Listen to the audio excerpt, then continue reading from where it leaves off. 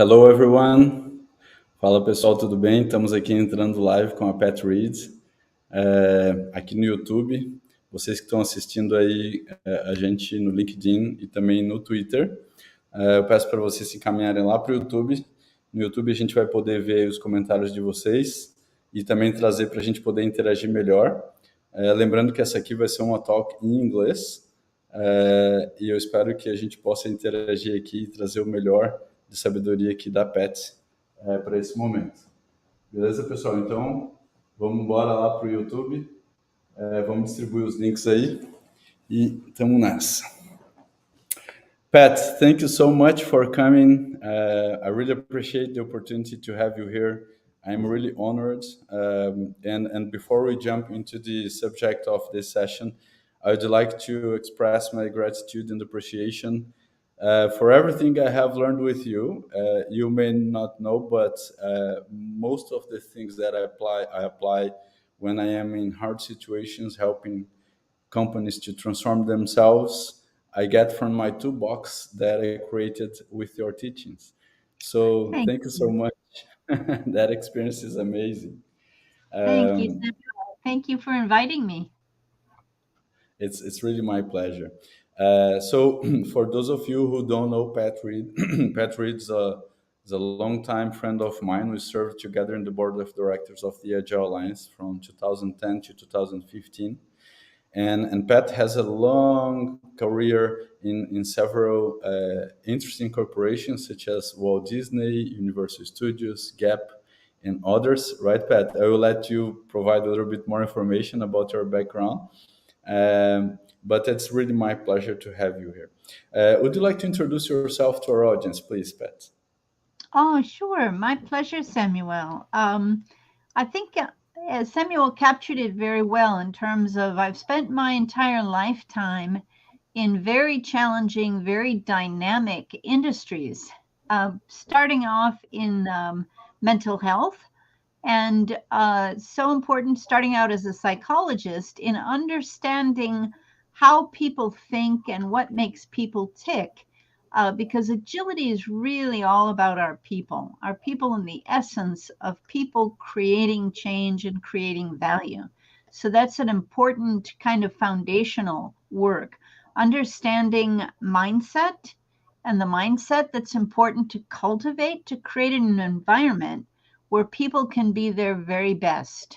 And I have learned that through my lifetime, and I learn through experiences every day and learn how to adapt continuously to meet the challenges that are coming at us from the future and in the future. So that's what it's all about, the essence of agility. And so I've been practicing it and transforming big companies all over the world. So thank you, Samuel. Yes, Pat, and I think the point, the goal for here is this is a warm up session for the week of the Root AGILIST that I'm doing next week, and the idea here is really to talk about this AGILIST concept and what would be if there isn't Root AGILIST, what it would be. And I think your experience, especially helping these big corporations, and I know from some of the stories you told me that you help, from the board of directors down to the factory floor, you help these corporations with more than 100,000 people spread around the world. You help them to transform the many culture. With 3 million people spread around the 3 world. million people. Right. So let me share a quick story about transformation that happened actually with me, and the reason why I'm going to share this story is because I see a lot of people asking me where should change start, right? And we know that if we want to promote an organizational change, change will not happen if we don't have the sponsorship from the C-level executives. But is it the only place where we could start a transformation? I believe not. And when I was a software developer 20 years ago, because 2023, it's 20 years that I had my first contact with Agile. And I remember I have read an article from Dim Shore called "Change Your Organization for Peons." And that article, together with another article from Kent Beck, which is called Testing Factors, those Mm-hmm. articles, they gave me the ideas that I needed to start spreading and start promoting change. And by the time I was far from executive management, I was a software tech lead in the organization. And the changes that I was able to spark in that organization a couple of years later completely changed that organization. And Mm-hmm. so I was able to, from the middle, or let's say from the hierarchy of the organization, I was able to start promote some change. But of course, without the support from leadership, that would not happen. So how do you see that pattern, and how we can, as regardless of our function that we have in an organization, Mm-hmm. we could be a high executive, we could be an elemental employee of the company, how we can embody these principles and values of agility, and we ourselves being agilists without being agilists, if you know what I mean. Mm-hmm. How to Without address that? having the official title. But we Exactly. are being agile, right? And, that's a great question and a great place to start, Samuel. And sort of focusing on your story, it's both and. We can start from where we are and who we are. So every one of us has the potential to believe in ourselves as agilists.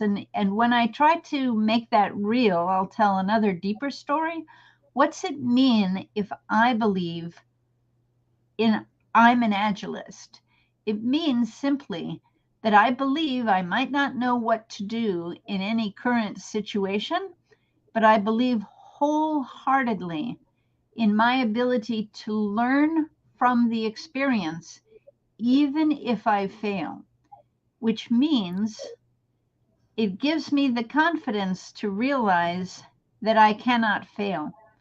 And when we know we cannot fail, because even if things don't go the way we planned or the way we expected, we learn more from the experience than if it had. So when we go forward with that confidence, believing in our potential to learn, agility, learning is the heart of being an agilist. Learning real time from the experience. We won't always get it right. And that's good because when we don't get it right, we fail fast to succeed sooner because we as adults learn more when things don't go the way we expected it. Does that make sense?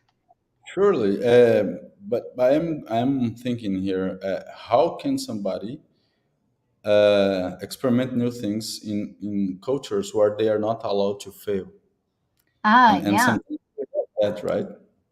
It's a question of rebranding, right? The reason why some cultures, and the point you're bringing up that I want to amplify is so important, Samuel. If the culture believes that we don't fail here, we're perfect, that's actually blocking your ability to learn. So it's important to reframe that belief that failure is not a deficiency, but rebrand it as learning. What did we learn today? And Yeah, how can we learn more? And did we learn more today than we learned yesterday? And cultivate a learning organization or an organization that's actually invested in their people growing and in their people learning. Because the heartbeat of agility is about learning. And when we stop learning, and when we stop growing, we stop being truthful to our agility and we stop being true agilists. Because true agilists are always growing and learning and adapting. And the reason for that is the world around us is increasing with complexity, and the future is going to be far more complex than what we're experiencing today.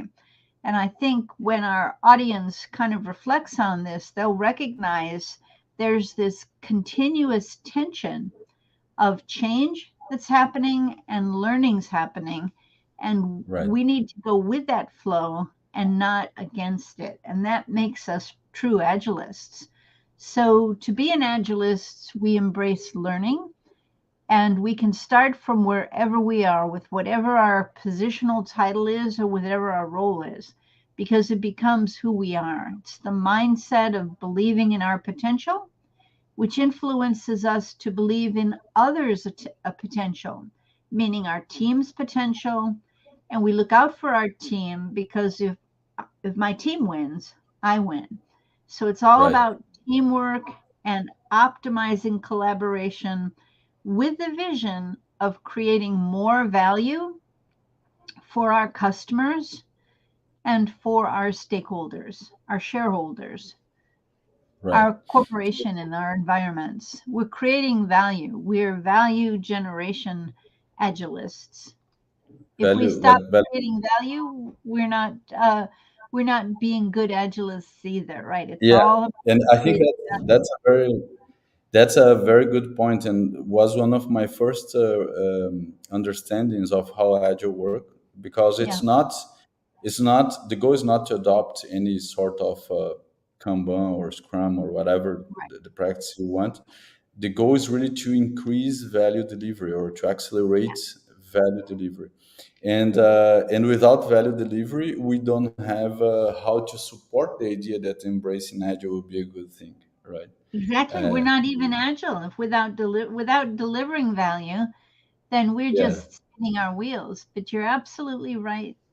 The and Kanban and XP and Scrum, those are all tools that we might leverage that are situationally specific. So we need to know when to use the right tool and when to customize our tools for special needs that don't have a perfect fit with a pre existing tool. We might oftentimes teams start with Scrum to get the basic training and the basic kind of momentum of understanding value, but sometimes they graduate and customize their Scrum as they grow, their Scrum practices, so their Scrum grows with them.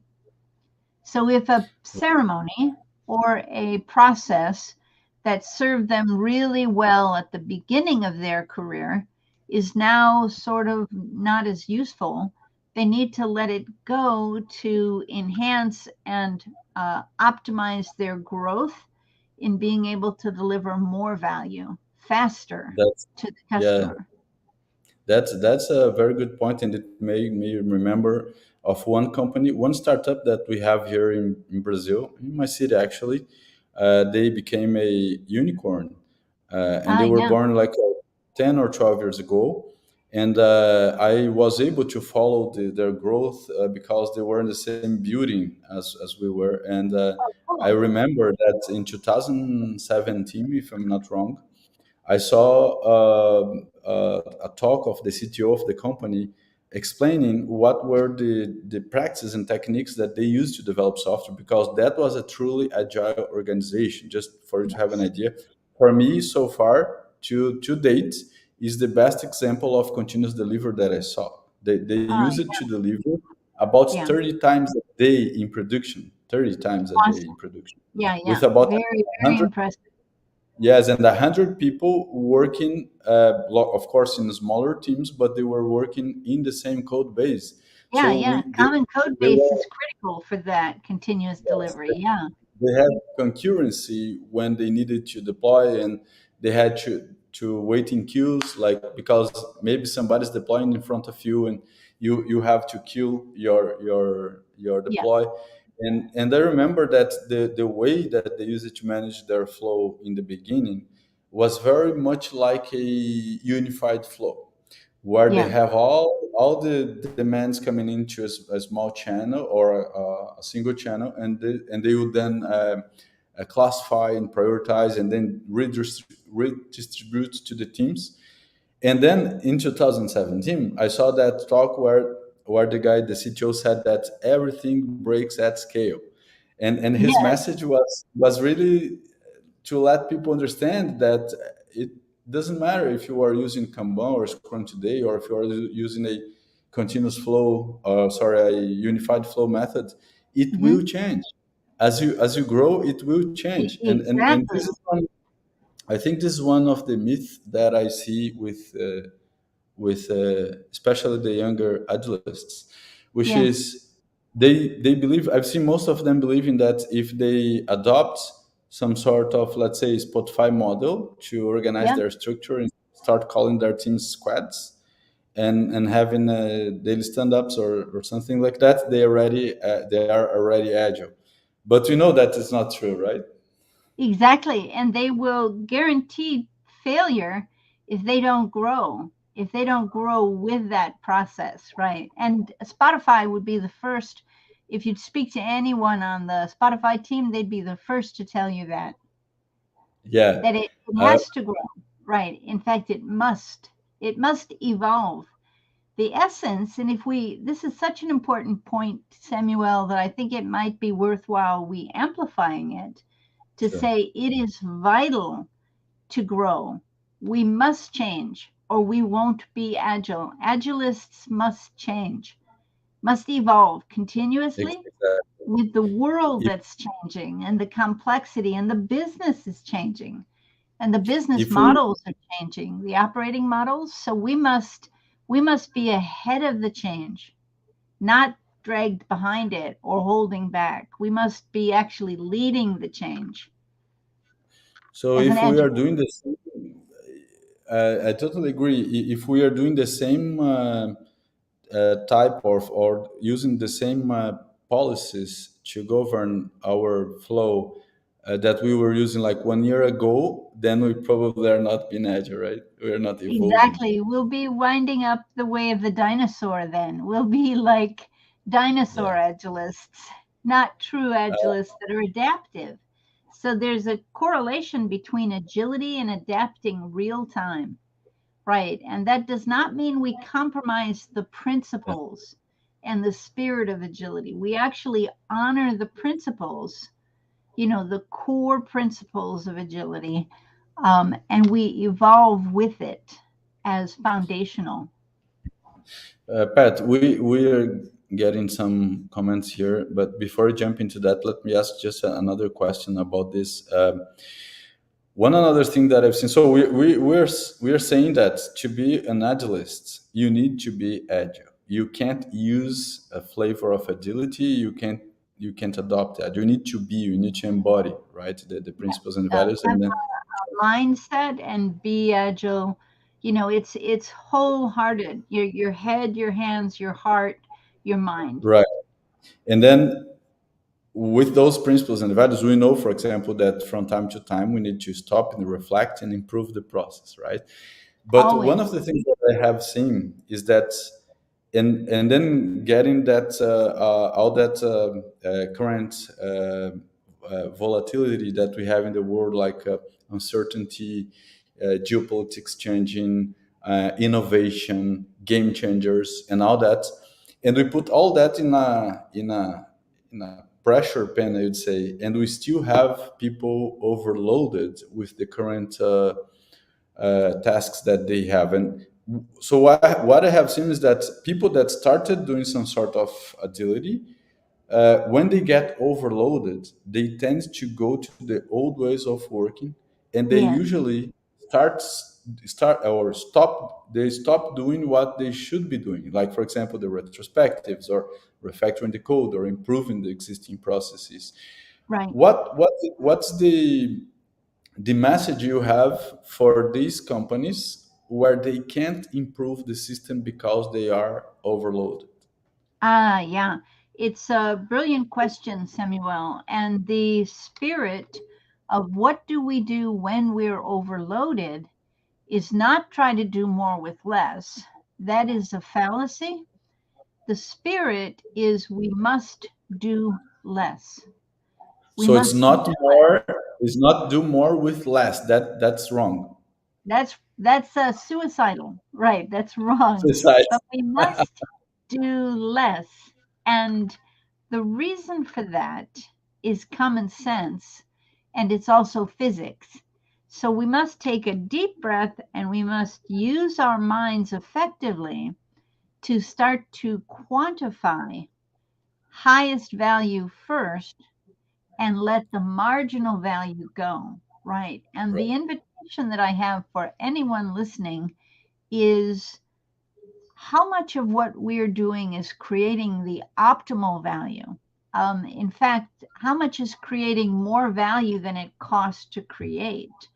I wrote a white paper on that just recently. Happy to share it with your with the people listening to us today. We It's love called Value Fusion, and the essence of the answer is empirical data is our friend. As agilists, real empirical data is how we learn. So we have to start with a realistic understanding of what is our true capacity. We have a fixed capacity in our day. As agilists, we must respect our capacity. We cannot delusionally push ourselves beyond our fixed capacity. Let's say our fixed capacity might be 6 or 7 hours a day, certainly no more than 8 hours a day. And that's probably too much because we it. need, as you mentioned, Samuel, and as I reinforced, is we need time to reflect and to learn, and we need time to adapt. That doesn't come naturally, right? We can't just squeeze it in.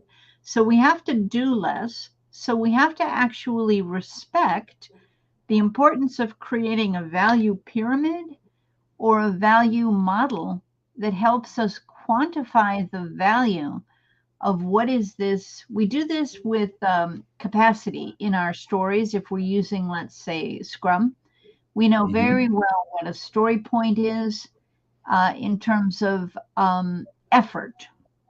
Right. But at the same time, we're looking at story points and having those conversations about story points.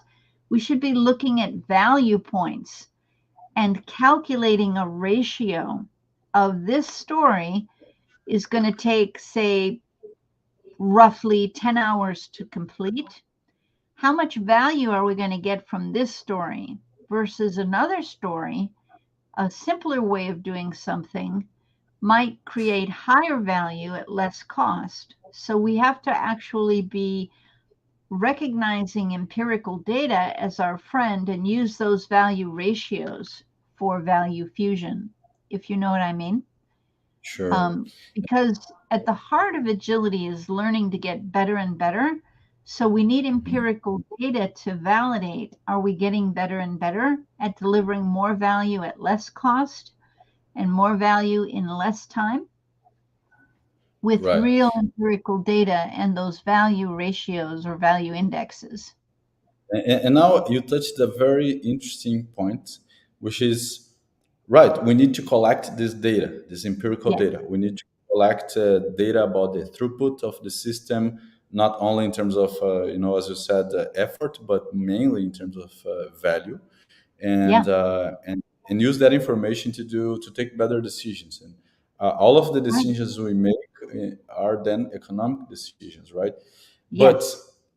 what I have seen, and this is what bothers me, because when I started with agility 20 years ago, and then all my experience up until, I don't know, maybe up until 2012, 2015, most of the teams that I used to work with, we didn't have an agilist in the team. We didn't have a scrum master in the team, but we yet used it to collect all the data we needed.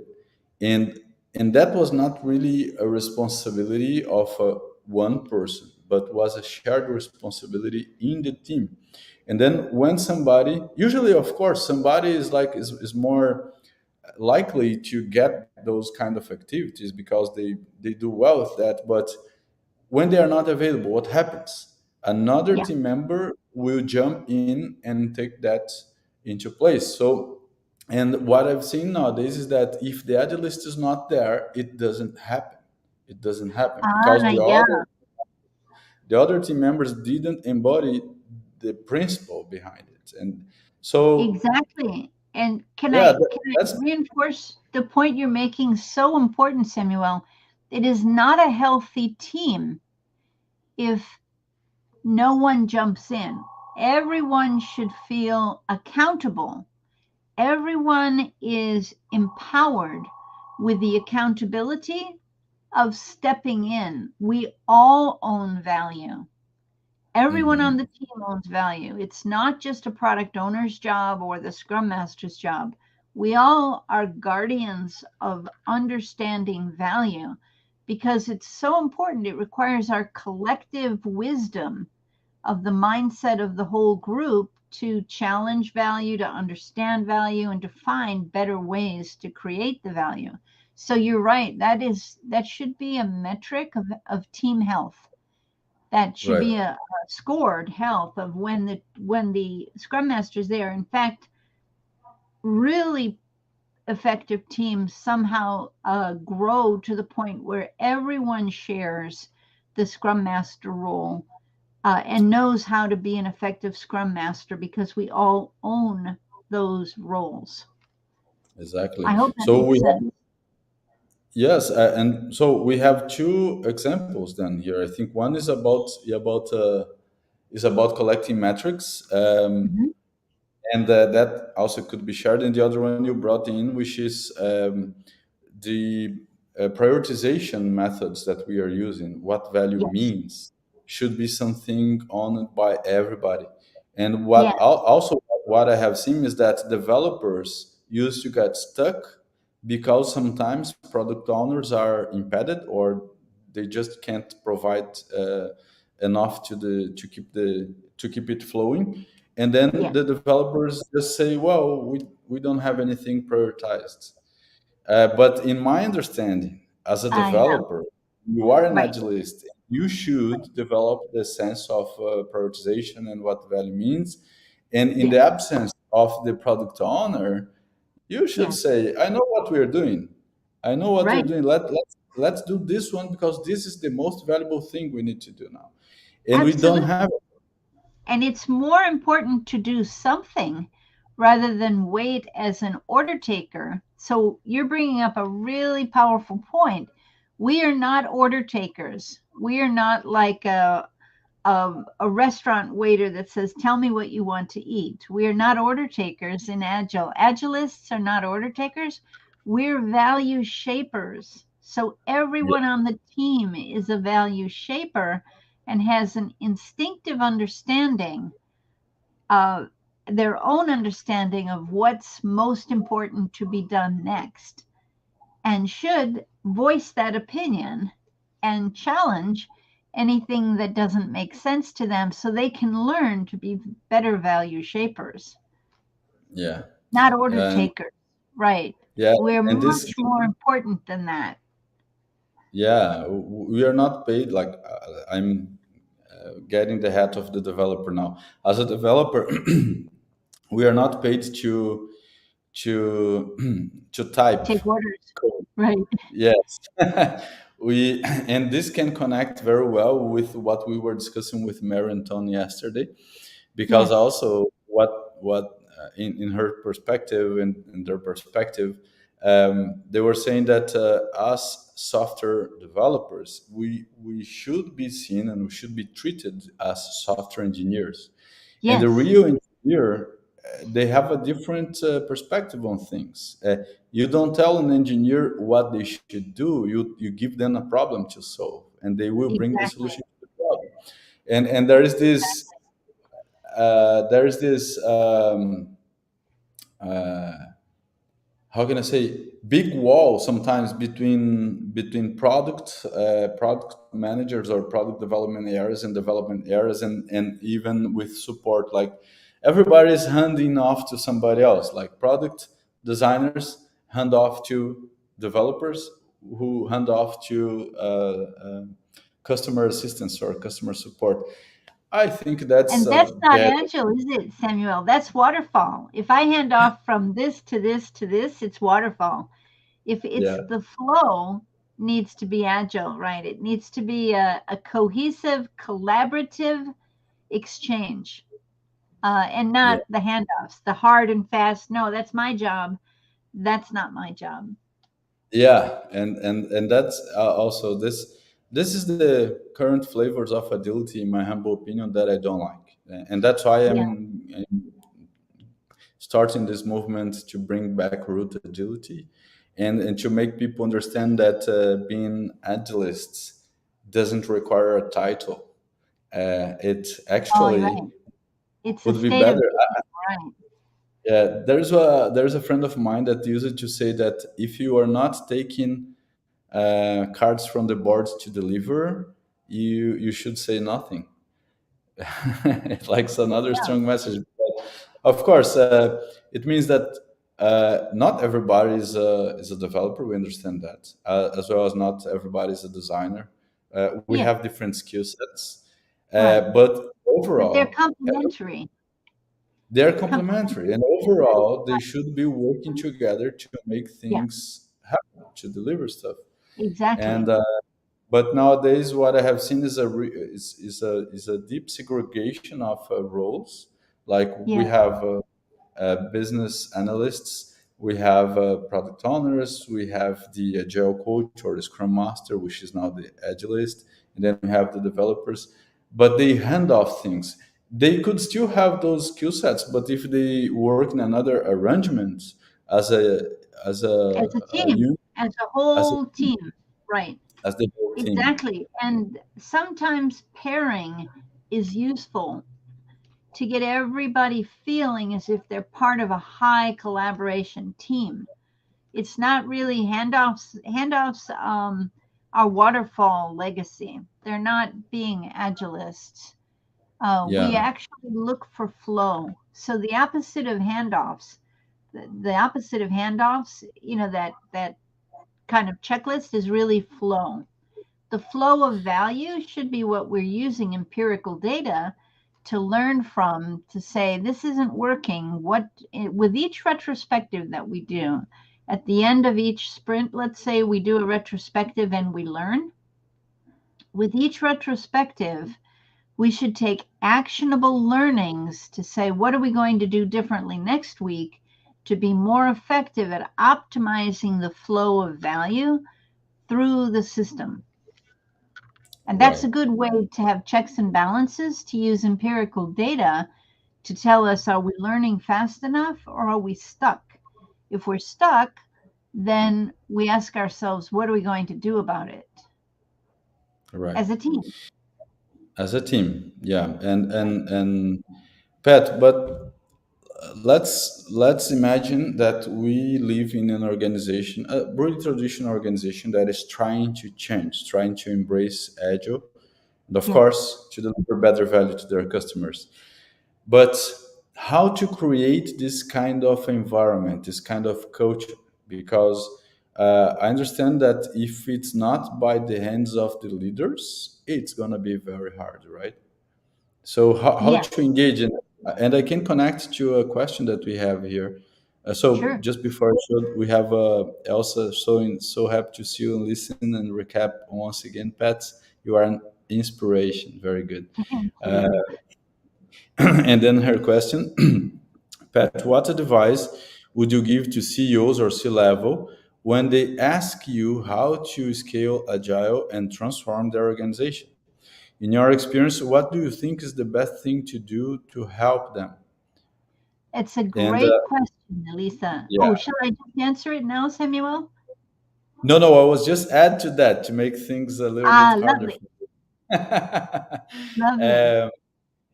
Connect with that thinking. The Yeah. idea, well, the fact that I have seen is that some leaders, some C-level leaders, they think they can outsource the transformation process. They can Ah, yeah, yeah, hire yeah. like, Bad let's hire idea. the best agile coach, and it's Yeah, gonna happen.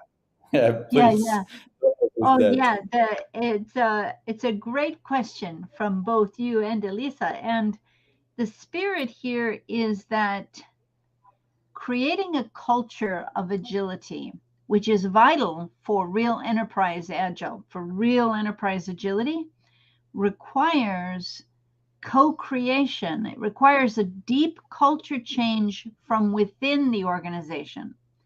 So from within the organization, the secret sauce for deep culture change is every human, every person who works in the organization needs to become an agilist and hold themselves and empower themselves with the accountability of being an agilist to co-create the future culture of the organization. Because the only way you can change the core of a culture of the organization is from within and co-create it with everybody behaving. Well, it starts with our beliefs.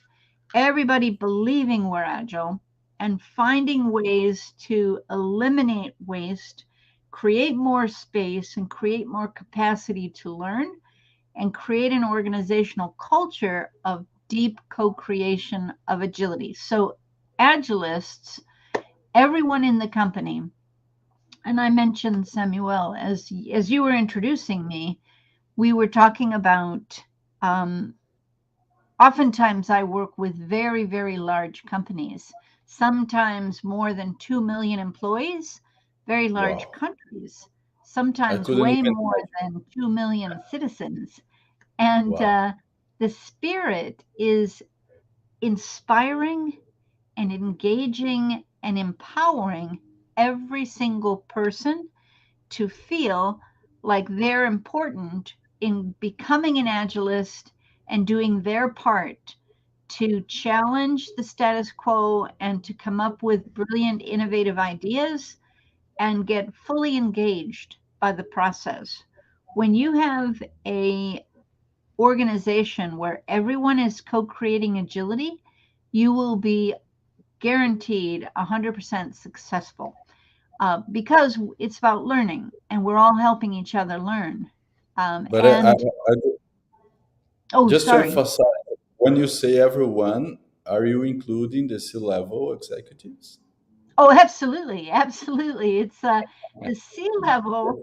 The C level role is so important to provide that clarity of what's the highest priority, that clarity of why we're transforming.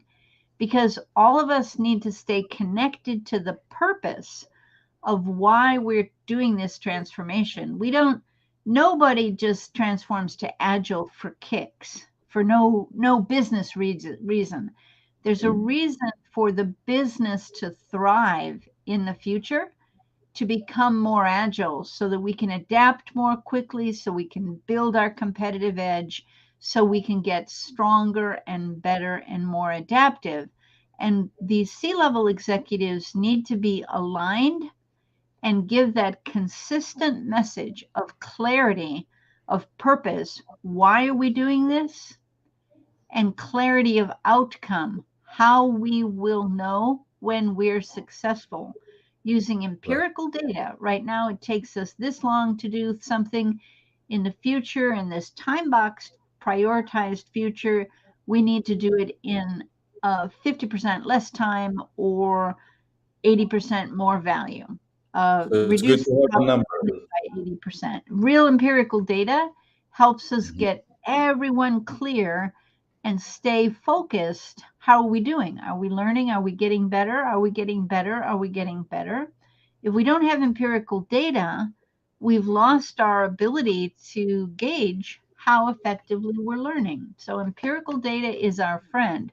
C-levels are the most important group because they provide the clarity and aligned messaging. They must Right. be providing that vision, that clarity, that alignment from the top. And then the bottom line is our people are the most important group because everyone in the organization is co-creating the clarity that's being inspired by the purpose that the executives are giving us. They're giving us that crystallizing clarity of focus on how do we deliver the value, and so we can actually let go. All the people can let go of anything that's getting in our way, that's not creating value, and Right. become leaders ourselves. Leaders at all levels are the keys, but we're all Hmm. co-creating change, and that's the only way you'll get transformational change. You cannot. You'll get distracted by bringing in an external person Hmm. because it's their vision. It's not the core culture's vision. You can't change a culture from the outside. You must change the culture to evolve the culture from the inside. The only Perfect. way it's sustainable. Perfect. And what would be your recommendation to these C-level executives? Because what I have seen is that they are there in the beginning. They do that speech. They inspire everyone, and they disappear. Yes. How? What is your recommendation to the C-levels that might be hearing us? How they should engage? What kind of ownership or what kind of behavior they should have in terms of change management, for example. Yes. Well, it's most important for executives to role model the mindset of being agile. And as you might remember, the essence of role modeling the agility mindset is to believe in ourselves and believe in our people and to empower our people with accountability. In other words, clarity. We're, as executives, responsible for providing clarity and ways to use empirical data. Now, we also have to respect, it's going to go full circle back to what I was talking at the beginning, Samuel. We have to respect the capacity of the organization. We have to understand the capacity, and we have to let go of delusions of thinking that we need to do more with less. That doesn't Mm. happen. It's physically impossible. It's not an agile concept. We've got to let that go. And we've got to look and respect the capacity of the team to optimize their performance and embrace learning. And then we have to hold the team accountable for pushing back if we interfere or if we shift priorities. For example, a classic story would be as an executive who comes down and says, this is my number one priority, do this. And then Mhm. mid sprint, they come down and say, oh, no, I need you to do that. Do that. Mhm. That's more important than this. But what about that? Well, you need to do both of them, right? Well, that's not going Yes.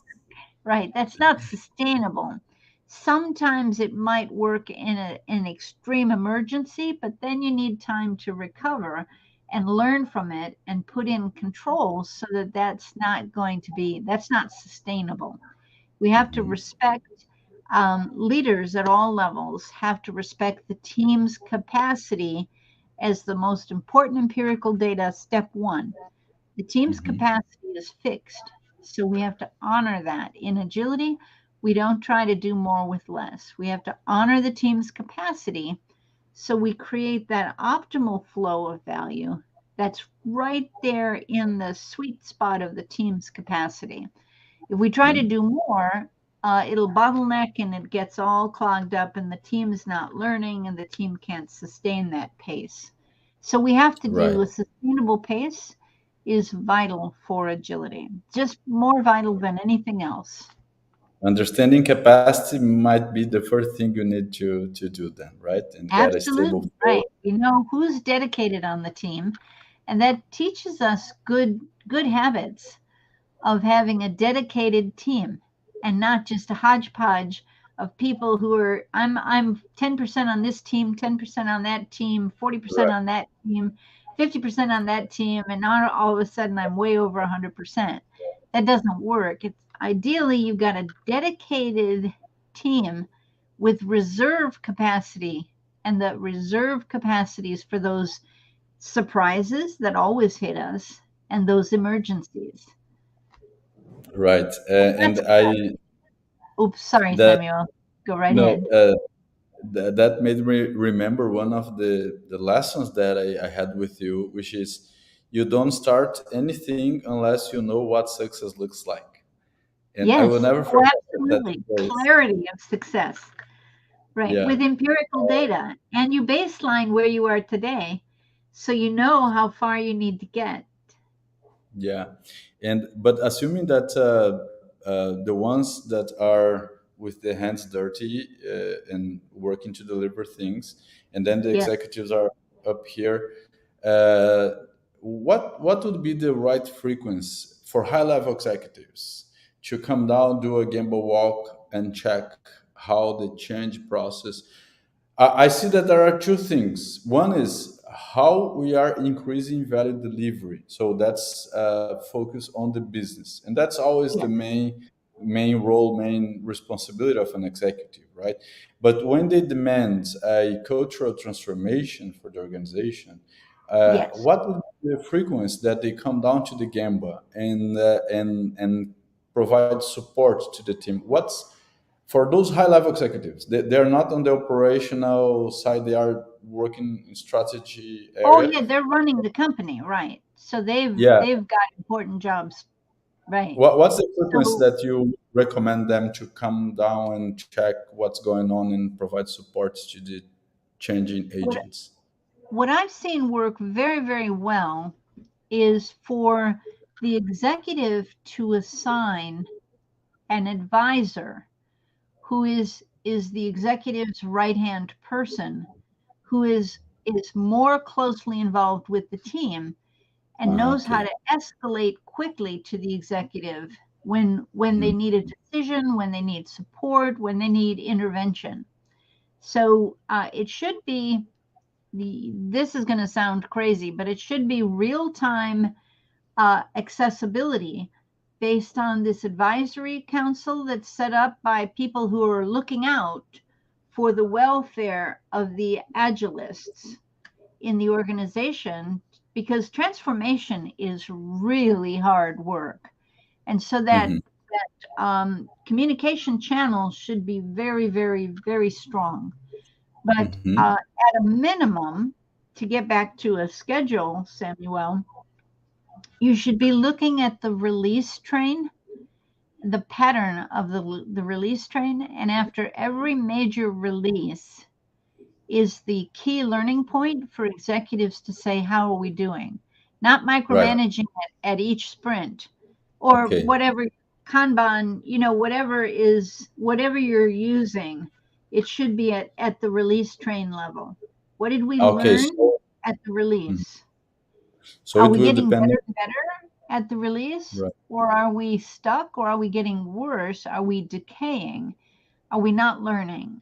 And the executive needs to hold the team accountable for pushing back if they're not getting what they need from that executive. That's why that advisory council member is a really good um, kind of a health check, Mhm. a guardian to ensure that that feedback loop is solid with the executive. Because as you mentioned, executives are very, very busy.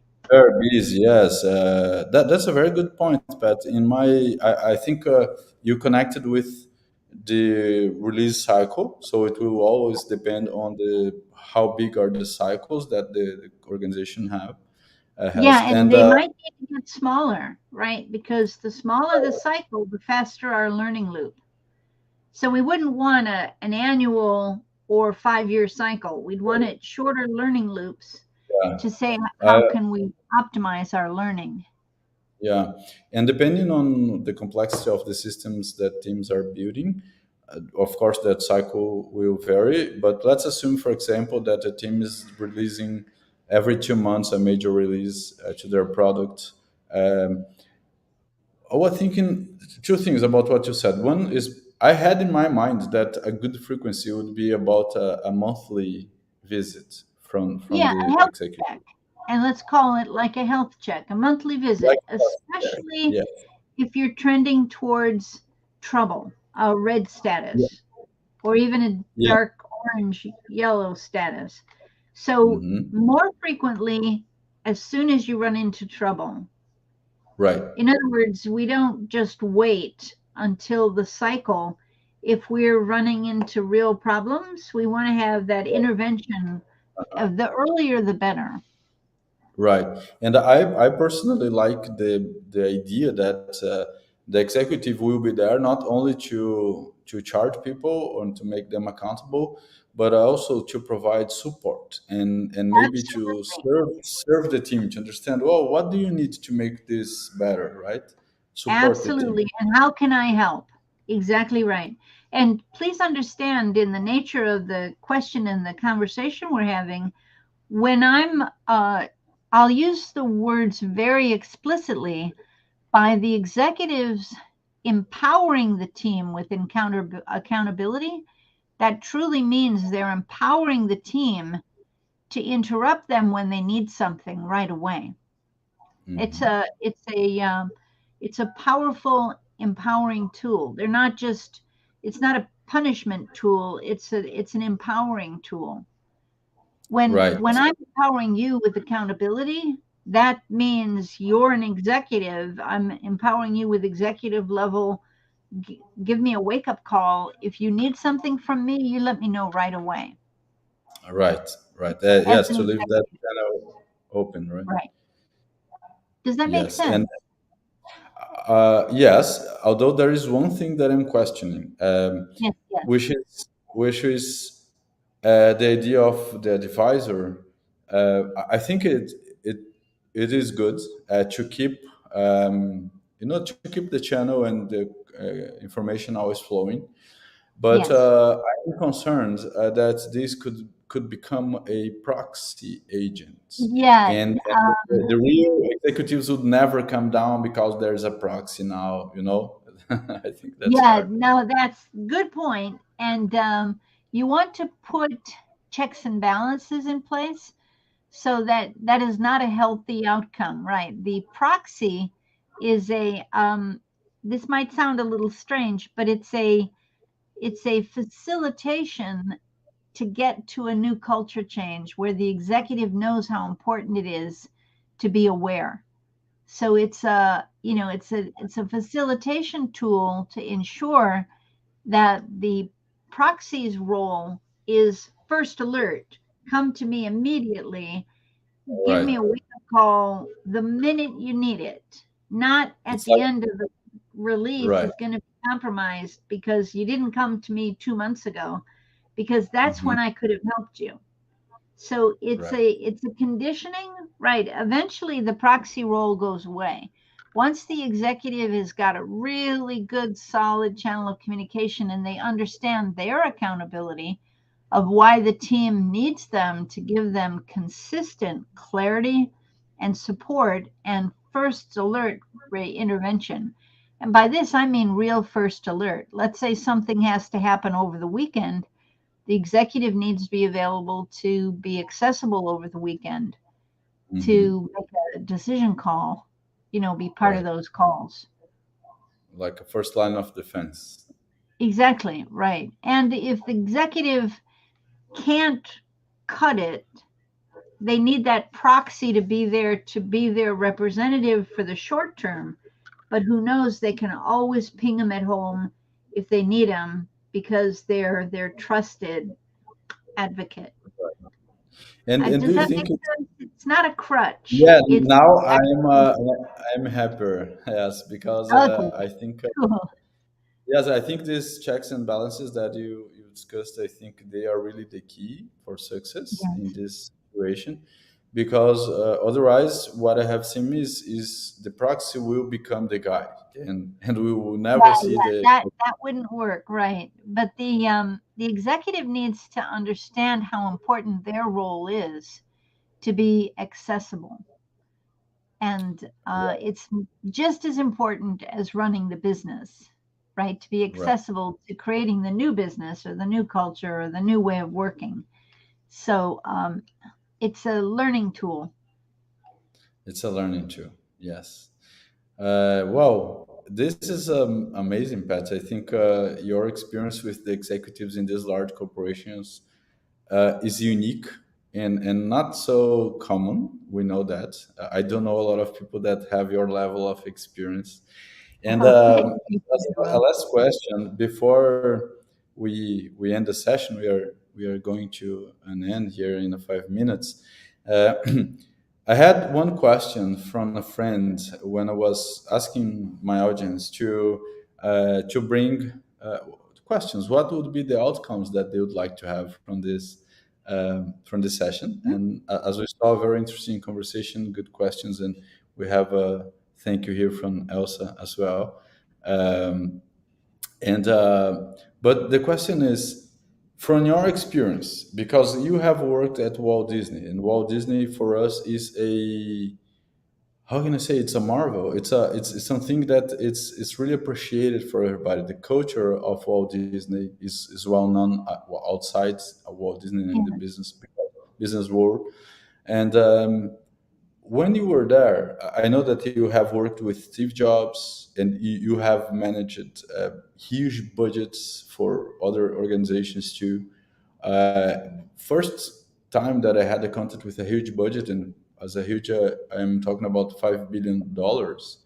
I was a facilitator in the middle of a strategic planning session that would deal with the $5 billion budget. And I was completely, I mean, for me was a completely new experience, was learning a lot. But I know that you are used with that kind of environment. And what are the tips, or what are the advices that you'd give to people on how to really transform those kind of organizations, because they are huge, right? They are, we have the executives, we have middle management, we have ground workers.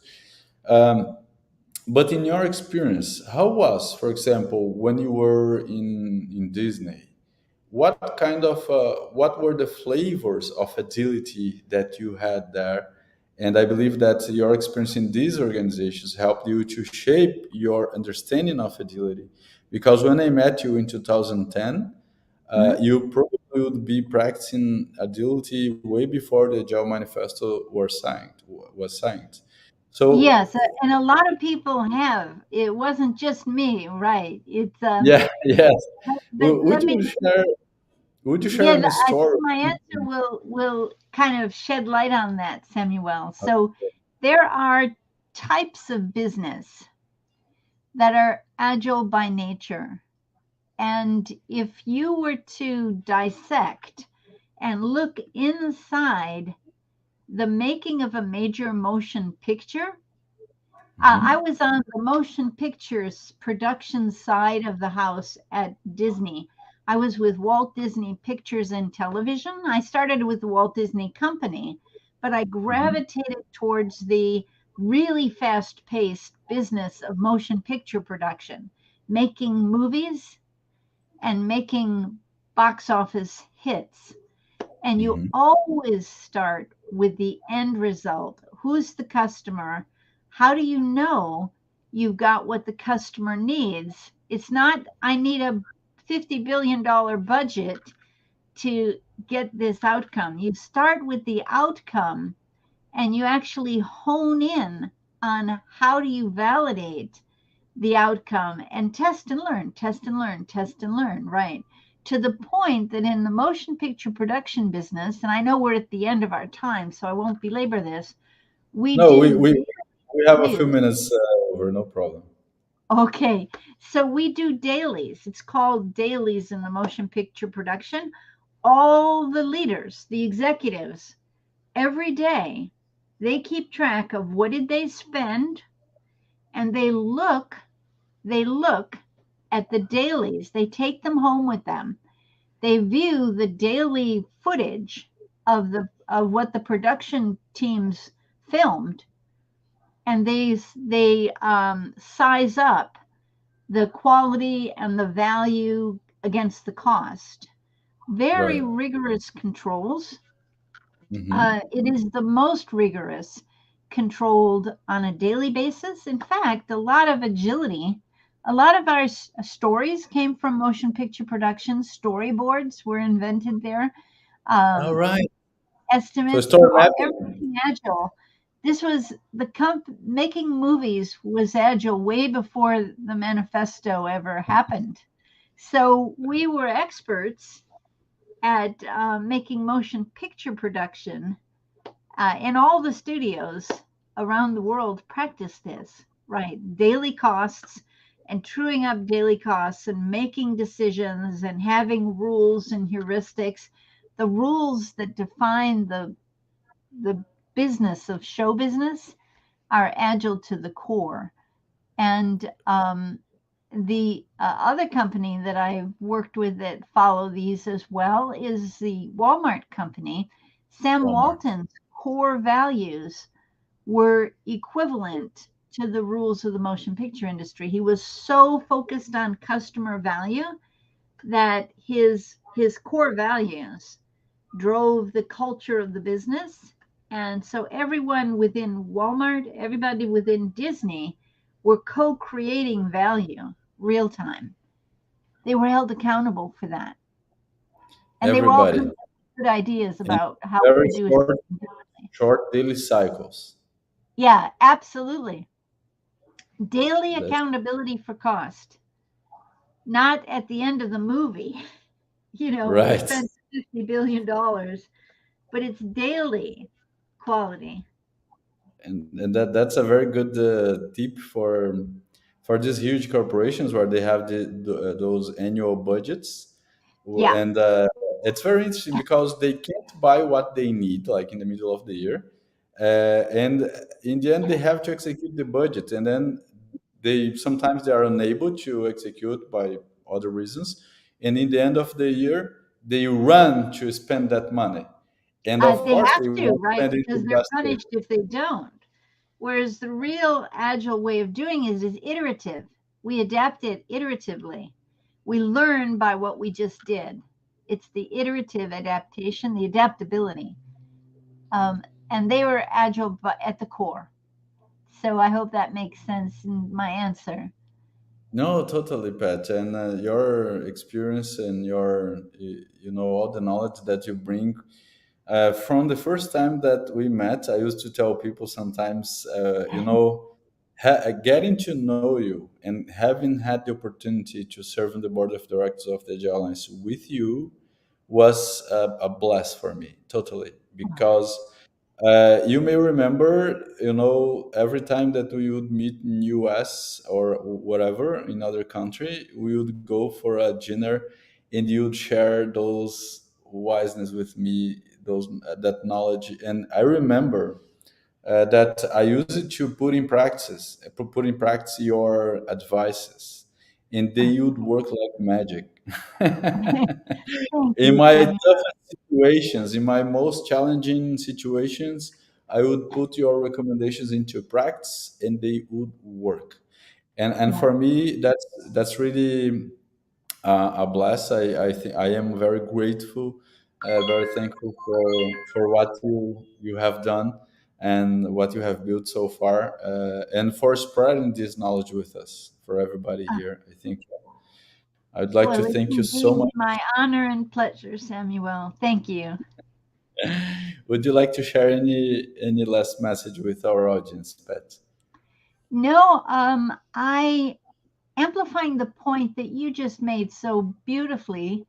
It's so important for all of us to find our own magic and to believe wholeheartedly in our unique. Every single one of us brings our unique magic to the world, and to not hold back, but to kind of find and share that magic is so important. So that's just an invitation to create your own magic. Right. Everyone, right? Thank you so much, Pat. I really appreciate the opportunity. And I hope we can continue this conversation in other channels as life allows us. I would love to. Thank you, Samuel, for being So the much, messenger. Pat. And thank you everyone for being here. We love you guys. See you. Bye. Bye bye.